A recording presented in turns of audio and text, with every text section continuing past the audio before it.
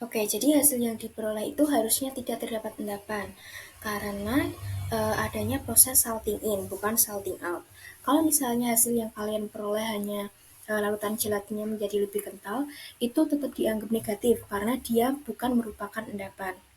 Lalu untuk fungsi bahannya, yang pertama ada kalium ferrocyanida, dia itu fungsinya untuk menyediakan ion dalam proses salting in. Lalu yang kedua ada fungsi penggojokan, yaitu fungsinya untuk homogenisasi. Oke, berikutnya untuk uji sifat gelatin yang terakhir, ini ada pengendapan gelatin dengan asam cuka. Nah, untuk langkah kerjanya yaitu larutan gelatin sebanyak 2 mili ditambah dengan 1 tetes asam cuka. Nah, di sini kita mau lihat apakah dia terdapat pengendapan atau tidak. Tujuan dari uji ini yaitu untuk mengetahui sifat gelatin terhadap proses pengendapan dengan asam lemah. Asam lemahnya ini yang dimaksud adalah asam cuka. Lalu untuk dasar reaksinya adalah pergeseran pH menuju titik isoelektris. Untuk mekanisme reaksinya, di sini sebenarnya dia tidak terjadi reaksi apapun karena dalam penambahan asam cuka ini belum cukup untuk menggeser gelatin menuju titik isoelektrisnya, sehingga gelatinnya ini akan tetap larut dan tidak terjadi pengendapan. Lalu untuk pembahasannya, hasilnya negatif, larutan tetap kuning, dan tidak terdapat endapan.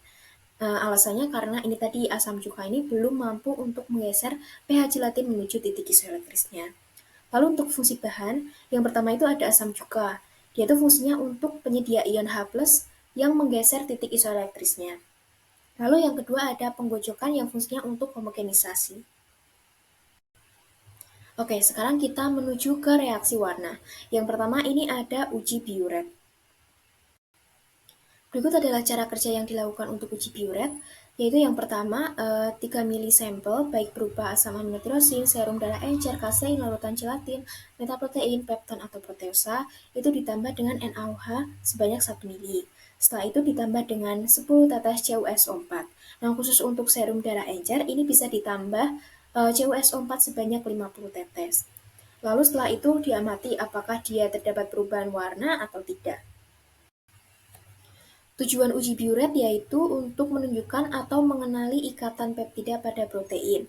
Nah, uji biuret ini sebenarnya uji dasar untuk mengetahui adanya protein di dalam sampel. Lalu untuk dasar reaksinya yaitu pengikatan ion Cu+ dengan unsur N pada ikatan peptida. Untuk mekanisme reaksinya yaitu ketika ditambahkan dengan NaOH, si ikatan peptida pada protein itu akan merenggang. Setelah itu, ion Cu12 dari CuSO4 itu akan berikatan dengan unsur N pada ikatan peptida di dalam air. Setelah itu, air itu sendiri akan berikatan atau bereaksi dengan gugus O sehingga membentuk kompleks berwarna ungu. Nah, pembentukan kompleksnya berwarna ungu ini terjadi pada kondisi basa. Berikut adalah daftar hasil yang diperoleh. Yang pertama itu ada sampel asam amino, dia itu hasilnya negatif yang ditandai dengan larutan berwarna biru atau bening. Lalu untuk sampel lainnya seperti serum darah, metaprotein, pepton, kasein, larutan gelatin, dan juga proteosa, itu hasilnya positif yang ditandai dengan larutan berwarna ungu. Nah, semua sampel ini kecuali asam amino, dia itu merupakan mengandung unsur protein. Jadi, ikatan peptidanya dapat terdeteksi. Perlu diingat ya teman-teman, asam amino ini bukan merupakan protein, melainkan unsur penyusun protein. Sehingga kalau ada uji yang dia tuh berfungsi untuk mendeteksi adanya ikatan peptida, si asam amino ini tidak dapat terdeteksi atau hasilnya itu akan negatif. Untuk pembahasannya, di sini kita bahas dulu tentang asam amino. Nah, asam amino yang kita pakai itu adalah asam amino tirosin. Yang harusnya dia itu hasilnya adalah negatif karena secara teori dia tidak memiliki ikatan peptida. Tapi kadang-kadang asam amino tirosin ini tuh bisa menimbulkan hasil yang positif terhadap uji biuret. Karena si struktur asam amino tirosin ini kan merupakan bentuknya itu merupakan asam amino aromatik yang dia itu terdapat ikatan rangkap di dalam struktur aromatiknya itu sendiri. Nah, kadang-kadang si ion Cu-nya ini dapat berikatan pada ikatan rangkap yang ada di gugus aromatiknya ini. Terus untuk serum darah, dia itu warnanya cenderung ungu merah tua karena dia itu tersusun atas protein yang sangat kompleks yaitu albumin dan juga globulin. Lalu untuk fungsi bahannya, itu yang pertama ada NaOH, fungsinya untuk merenggangkan ikatan peptida sehingga Cu dapat berikatan. Maaf ya teman-teman, ini kurang lengkap. Terus yang kedua ada CuSO4 yang berfungsi untuk menyediakan ion Cu2+. Oke, untuk uji warna berikutnya di sini ada uji milonase. Langkah kerja yang dilakukan untuk uji milonase yaitu sampel asam amino tirosin atau pepton sebanyak masing-masing 2 mili itu ditambah dengan 1 mili reagen merkuri sulfat atau HgSO4. Setelah itu dipanaskan selama 1 menit, didinginkan dengan dialiri air mengalir lalu ditambah dengan 10 tetes NaNO2 1%. Setelah itu dilihat apakah terjadi perubahan warna atau terdapat endapan atau penggumpalan, itu nanti dilihat. Untuk tujuannya yaitu mengetahui keberadaan asam amino yang mempunyai gugus hidroksifenil. Nah, di sini di sebelah kanan, teman-teman bisa tebak ini adalah struktur protein apa yang dia punya gugus hidroksifenil di bagian samping kanan atasnya. Lalu untuk dasar reaksinya yaitu pengikatan Hg oleh nitrasi gugus fenol. Mekanisme reaksinya yaitu asam sulfat yang merupakan asam kuat, yaitu akan mendenaturasi ikatan yang ada di dalam protein. Setelah itu, gugus hidroksifenil pada asam aminotirosin, dia itu akan mengalami nitrasi, yaitu mengikat ion NO2 dari reagen NaNO2 tadi. Lalu, protein ini atau di sini asam aminotirosin, dia itu akan mengikat ion Hg sehingga membentuk kompleks berwarna merah kekuningan. Oke, berikut adalah hasilnya, di mana asam aminotirosin itu hasilnya akan positif, yang ditandai dengan warna larutan berwarna orange tua.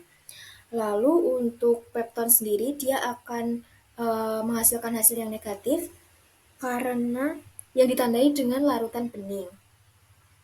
Nah, hasil uji ini negatif untuk pepton karena si pepton ini kemungkinan komposisi asam aminotirosinnya kurang. Jadi kan pepton ini gabungan dari berbagai asam amino. Nah, mungkin saja unsur-unsur yang menyusun pepton ini tidak ada asam amino tirosinnya, hanya disusun oleh asam amino lainnya, sehingga untuk uji ini, pepton ini adalah negatif. Berikut untuk fungsi bahan dan pelakuannya, yang pertama ada reagen merkuri sulfat. Nah, reagen merkuri sulfat ini tuh terdiri dari HgSO4 yang berfungsi untuk menyediakan ion Hg yang akan berikatan dengan fenil. Lalu, ada juga asam sulfat yang berfungsi untuk mendenaturasi protein sehingga gugus fenil dapat terlepas. Selanjutnya ada NaNO2 yang berfungsi untuk menitrasi gugus fenol. Yang ketiga ada pemanasan untuk dehidrasi struktur protein. Dan yang keempat ada pendinginan untuk menghentikan proses pemanasan. Oke, untuk uji yang terakhir yaitu uji santoprotein. Berikut cara kerja yang dilakukan pada uji santoprotein. Yang pertama ada sampel asam amino sebanyak 3 mili atau sampel pepton. Itu ditambahkan dengan 1 mili HNO3 pekat. Selanjutnya campuran tersebut dipanaskan selama 1 menit, lalu didinginkan dengan air mengalir.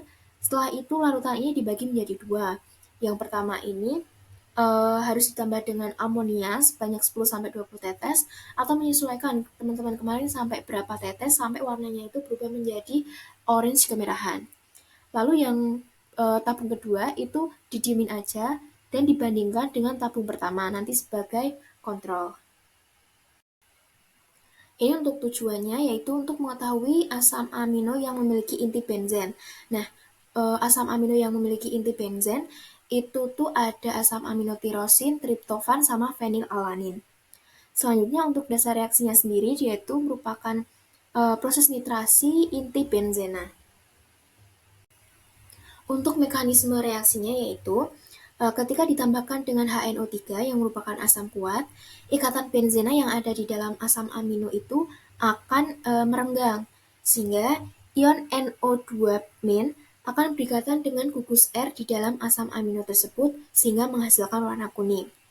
Lalu ketika ditambahkan dengan amonia, itu tuh akan meningkatkan intensitas warna karena kondisi alkali atau basa, dia itu akan memperkuat ikatan antara gugus nitro, yaitu NO2, dengan struktur benzenanya.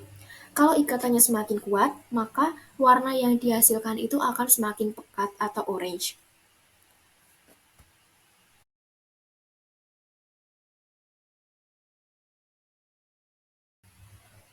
Jadi untuk hasilnya, yang pertama asam amino yang sebagai kontrol tanpa ditambah dengan amonia, itu warnanya akan kuning. Lalu untuk asam amino yang ditambah dengan amonia, karena dia ikatannya lebih diperkuat lagi dalam kondisi alkalis, maka dia warnanya akan lebih kuning pekat, orange atau bahkan menuju merah. Lalu untuk yang pepton sebagai kontrol tanpa ditambah dengan amonia, dia itu warnanya akan bening. Lalu untuk pepton yang ditambah amonia, dia itu warnanya akan tetap bening. Nah, penjelasannya di sini asam amino dia itu akan terjadi reaksi nitrasi pada inti benzena dan menghasilkan warna kuning. Lalu yang ditambah amonia dia akan semakin pekat karena ikatannya semakin kuat. Sedangkan untuk pepton di sini tuh tidak terjadi perubahan warna karena pepton adalah rantai pendek asam amino yang tidak memiliki inti benzen dengan jumlah yang signifikan untuk bereaksi. Lalu ketika ditambah amonia, dia tuh tetap bening karena nggak ada yang diperkuat nih ikatannya, gitu istilahnya. Untuk fungsi bahan dan perlakuan, di sini yang pertama ada amonia. Dia itu akan memberikan suasana alkali atau basa. Ini tuh untuk memperkuat si ikatannya tadi.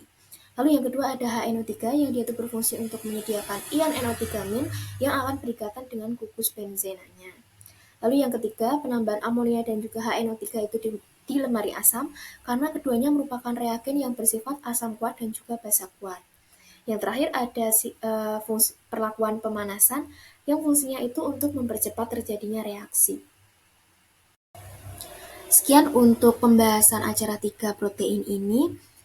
Saya minta maaf apabila terdapat kesalahan atau mungkin penjelasan yang kurang bisa dipahami. Terima kasih karena sudah menonton video ini.